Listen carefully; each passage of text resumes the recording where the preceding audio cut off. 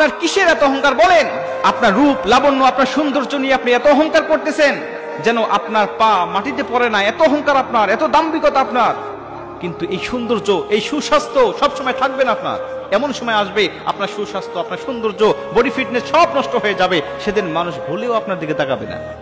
আমরা দেখেছি দুনিয়ার জমিনে অনেক নায়ক নায়িকাদেরকে, অনেক মডেলিংদেরকে, যারা এক সময় ছিল খুব সুস্বাস্থ্যের অধিকারী, খুব সৌন্দর্যের অধিকারী, কিন্তু আল্লাহ তাদেরকে দুনিয়ার জমিনে যৌবন বয়সে এমনও কিছু রোগ দিয়ে দিয়েছে যে রোগে আক্রান্ত হওয়ার পরে তাদের চেহারার এত ভয়ানক আকৃতি হয়েছে, মানুষেরা তার দিকে তাকাইলেই যেন এখন ভয় পায়। এক সময় তার হাজার হাজার ক্রাশ ছিল, হাজার হাজার মানুষেরা তাকে ফলো করত, তাকে ভালোবাসতো, তাকে রাত্রিবেলায় স্বপ্ন দেখতো, কিন্তু এখন তাকে দেখলে, এখন তাকে ছবিতে বাস্তবে দেখলে যেন ভয় পায় যে এটা কি মানুষ নাকি অন্য কিছু। এটাই আল্লাহ পাকের খেলা, এটাই আল্লাহ পাকের খেলা। মানুষ কখনো অহংকার করতে পারে না। মানুষ এই সৌন্দর্য নিয়ে, দেহ নিয়ে, আল্লাহ দিয়েছে, আল্লাহর শুকরিয়া আদায় করতে হবে। এটা নিয়ে অহংকার করার কিছু নাই, গৌরব করার কিছু নাই। আল্লাহ পাক বলে অহংকার আমার চাদর, এই চাদর নিয়ে যদি কোনো মানুষ টানাটানি করে আমি আল্লাহ সহ্য করি না।